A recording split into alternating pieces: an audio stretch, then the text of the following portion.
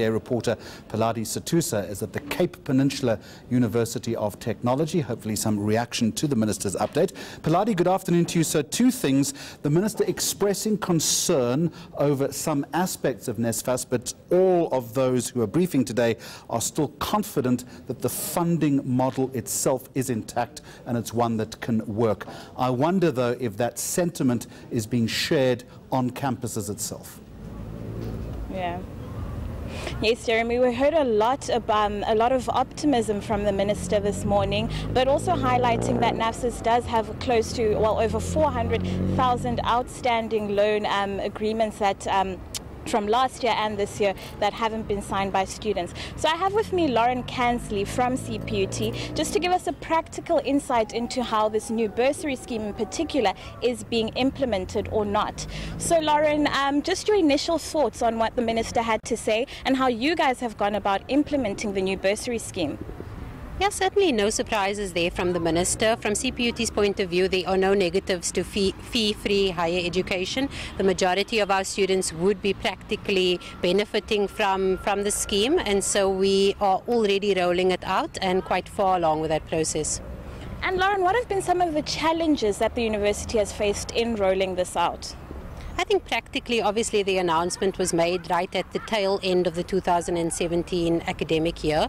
So we were coming straight into 2018 with a mammoth task, and NSFAS has articulated that as well. So I think some of the challenges would definitely be a merging of the two different systems, and so we be experiencing some frustrations on that side, and also just appropriately marketing it to students so that they understand really on the ground what fee-free higher education actually means. For example, it's for first-time entering students, for example, and so those are some of the challenges. And in terms of how many students have already benefited, are there any numbers you can speak to on that front? So we have a figure of around 4,000 students who have either applied directly to CPUT's Financial Aid Office or to NSFAS. So those are all in the pipeline at the moment, and they are busy being processed so that we can check the actual income of their parents and so on before those grants are actually administered. Now, Lauren, the protests that we've seen last year at CPUT were particularly focused on accommodation as well. Does this new scheme put accommodation on its agenda, and has it helped students on that front? Definitely. So it actually puts residences almost at the center of it. So for CPUT, it's a very positive step. What it does do is it makes allowances for any accredited student to effectively pay for that accommodation. So it means that some of the burden on the institution to provide the residence place exclusively on residences isn't necessary.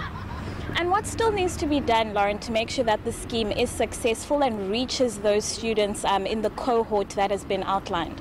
So we're really grateful. We've just been given an extension. So we have a one last ditch effort now to get more of our students actually applied through the system, to make applications before Thursday.